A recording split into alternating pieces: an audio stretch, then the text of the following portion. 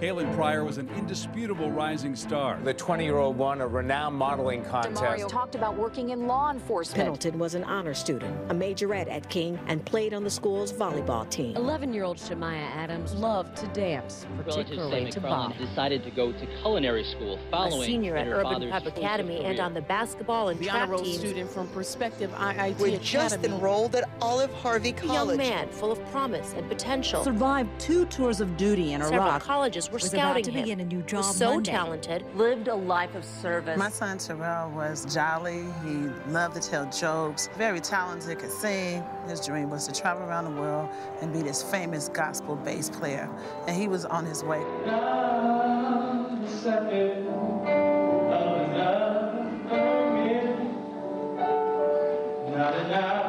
Terrell was at church.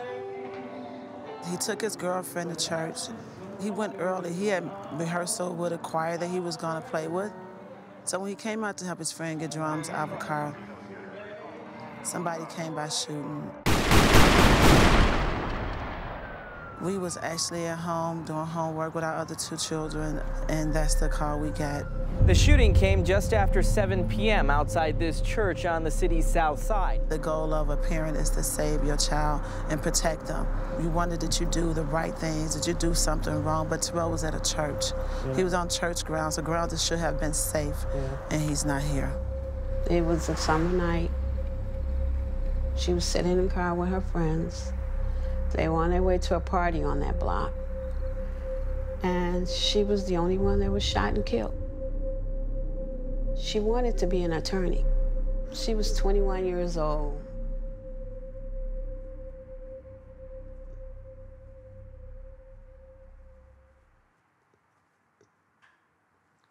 I just never knew that the pain was that great.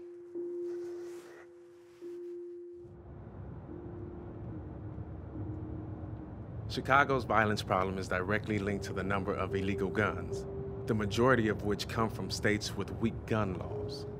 60% of guns found in Chicago crime scenes are trafficked into the city from other states. Over the past 4 years, more than 1,000 firearms seized in Chicago came from Mississippi.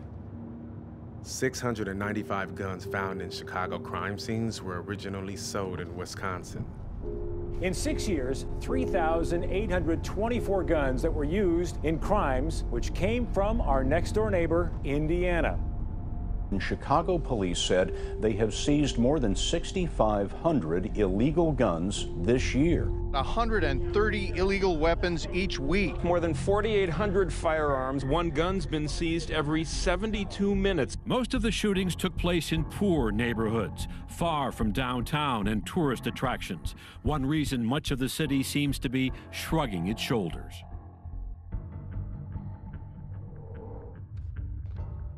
There's more guns in our community than there's books. You're sitting around the table, it's not the same because you're missing a person who should be at that table. And a lot of times with me, I flash back to what he looked like. What would he look like now? You know, would he be married now? Would he have kids? Would we be grandparents? Then you watch the door hoping that they walk in. You know, you just in your mind thinking that it's gonna happen. People don't understand the pain of losing a child. It's a horrible feeling, and you go through depression. So the first year, the pain was so bad, I tried to take my life. I sat in the car, and I let the car run, trying to die from the carbon monoxide. And then for some reason, God must have told me to just stop. I feel for Chicago because it's a bloodbath out here.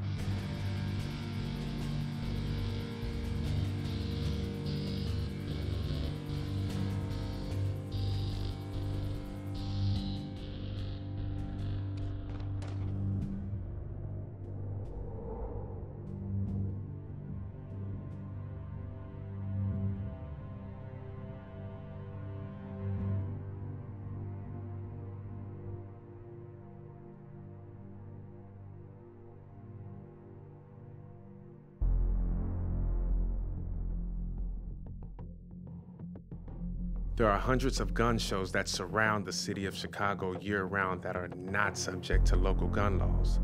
They are a major source of guns found at Chicago crime scenes. Gun shows were originally created for firearms enthusiasts to sell their private collections and acquire other things for their private collections. 5 million people attend 5,200 gun shows annually, generating hundreds of millions of dollars in sales for gun manufacturers.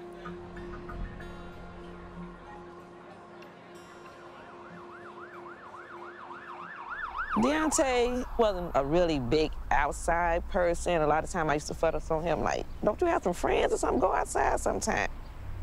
I was at work, then about 11 o'clock, someone started calling me, my phone started ringing, and they were saying that Deontay had got shot. I fainted a couple of times.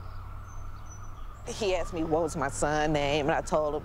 And then the first question he said to me, was he in any gangs? I'm like, no, he wasn't in any gangs. And why would you ask that? He's not a gangbanger. In my hospital, 54 kids got shot last year, and they trickled through the news one at a time and then faded out of people's public conscious. Where is that outcry for these kids, right? It's not happening all at once. It's this chronic, steady stream of violence in their lives. And to think about those numbers in those terms, if you shift the way people think about it, maybe they'll get more mad about it.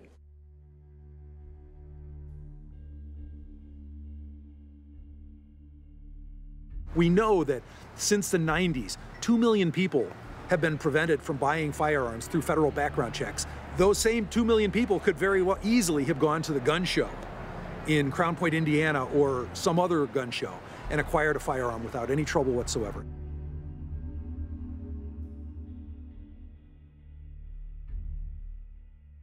Andrew Holmes is a fixture at crime scenes in Chicago, consoling victims in times of grief. Now, he finds himself on the other side of a story that he knows all too well. My daughter's always calling me. I really thought that call that was coming in was her, and he told me my daughter had been shot. I worked very hard for many years as an activist to reduce gun violence. I done worked with so many families. And then it hits my home deep, my own daughter. Someone that just take my baby's life. And it ain't right.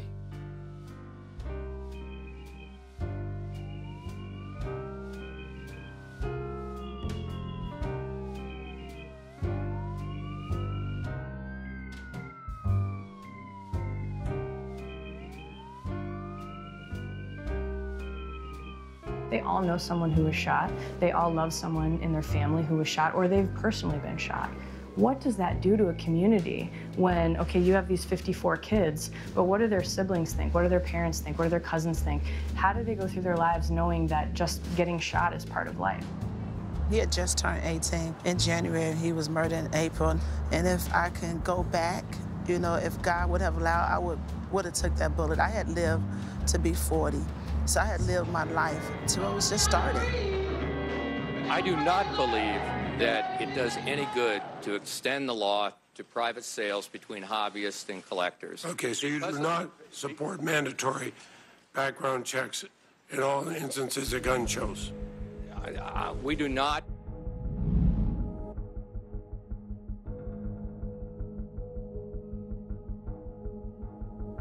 This is an easy hub right here because this is the highway straight to Indiana. You get on this highway here, head straight to Indiana, wherever they can have easy access to buy them guns.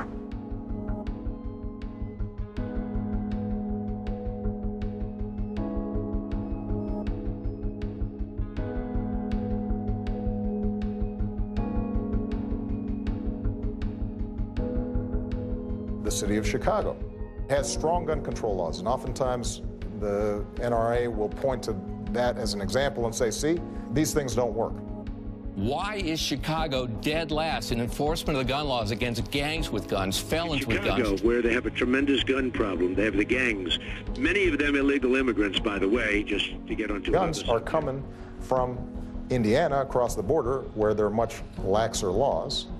And so folks will go to a gun show, purchase a whole bunch of firearms, drive up into the south side of Chicago, open up the trunk, and those things are for sale. They selling them without background checks, not doing complete paperwork they should be doing. It shouldn't be that easy to buy a gun. I don't need your address. No background check? Nothing. Just show me that you're from Ohio.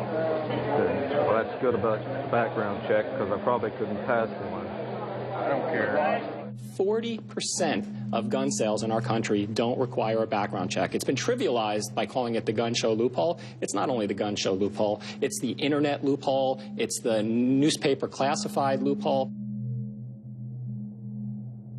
What is the cost to society overall, right? These kids have decades of life ahead of them. What would they have done if they didn't get shot? Or who could they have been if they didn't grow up in a community of violence?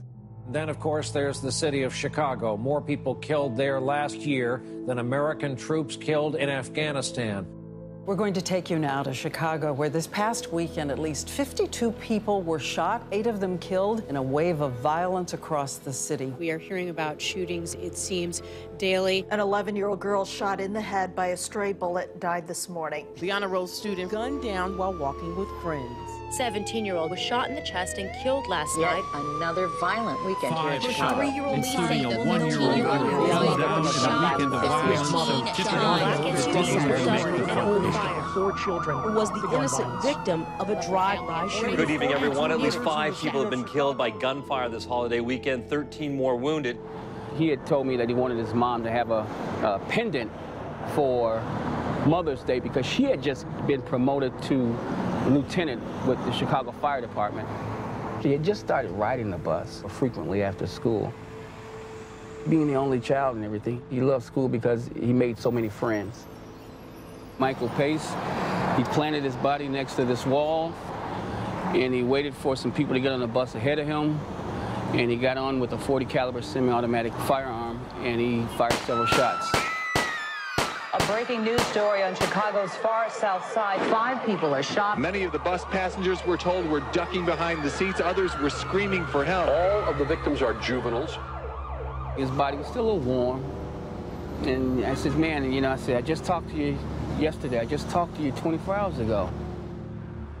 I always thought I put the right protective barriers around him, being an involved parent. He was a wonderful, wonderful son. That's right. He was a good kid. In that morning, the phone rang, and I said, I'm not getting it because the kids, you know, they was like, Mom, you need to get away. So I said, no, they keep on calling, something ain't right. So I answered the phone. My mother said, Jeffrey, they said he's dead. I said, who is dead? Who? They said, the son, the junior. And I said, please tell me this is not true. This can't be true. And they said, yes, it is.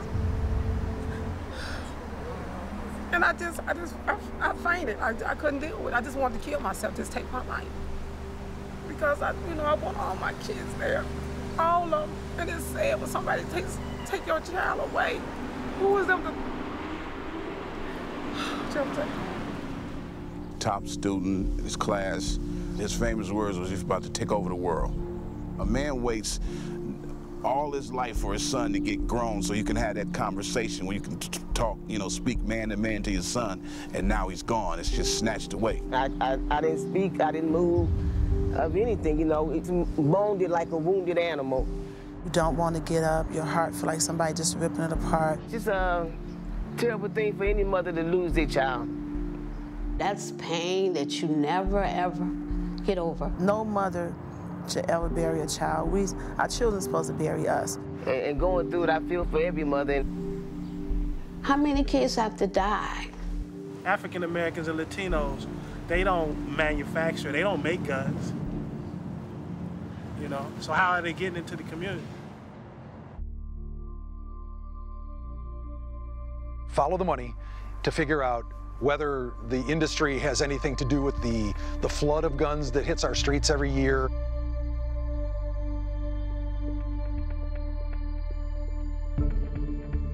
As business has nearly doubled since this time last year. Gun stocks have been doing amazingly this year. They've got some of the biggest pension funds in our country. Really?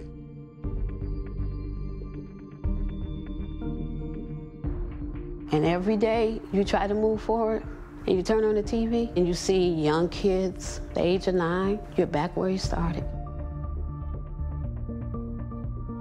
It's just crazy in Chicago right now. And the NRA, they don't care. They just want to make their money. The pain is 9 years for us. It'll be 10 next year. The pain do not change. It don't go away. You just learn how to put your front face on and keep it moving. We went to Springfield, and we was talking to the representatives, and we had Todd there from the NRA, and we was explaining, you know, our children, we don't have our babies, and he was like, well, we need money. We need jobs, we need money. So I get it that the NRA, they don't care about our children's lives. They scare Americans into saying, okay, you better go buy your guns because you're gonna have laws that's gonna keep guns out of your hands. No, that's not true. They know it's not true.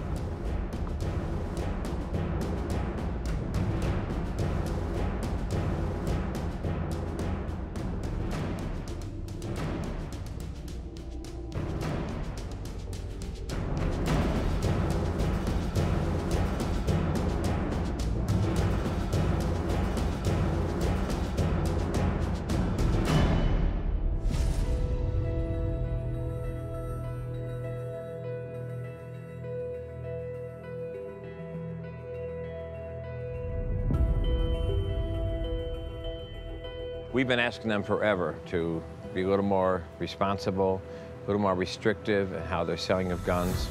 And they just ignore us because it's a money issue. It's all about money. And the villages really have left them alone because it's a big tax base.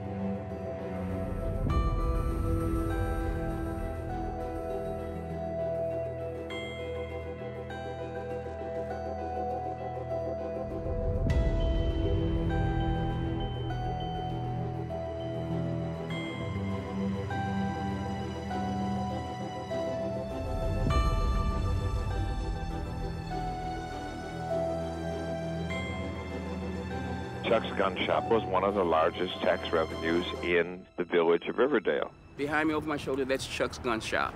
It is so close. You can literally walk from here to the Chicago border on the south side of Chicago right now. In Chicago, you can't have a gun store, but here on the outside, it's legal to have a gun store.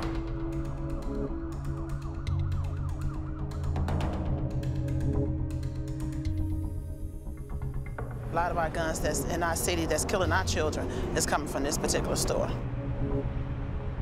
We want to hold this village accountable because you allow these guns to travel into our community, so the village should be responsible. They're making great tax revenue from these gun shops. A lot of these guns are coming from the white community into the black neighborhoods, and our children's lives are being taken. In an effort to stop the gun violence in their neighborhoods, a Chicago community group now is suing 3 suburbs over the sale of weapons. They're supposed to put up a camera and videotape the people that's making the purchases.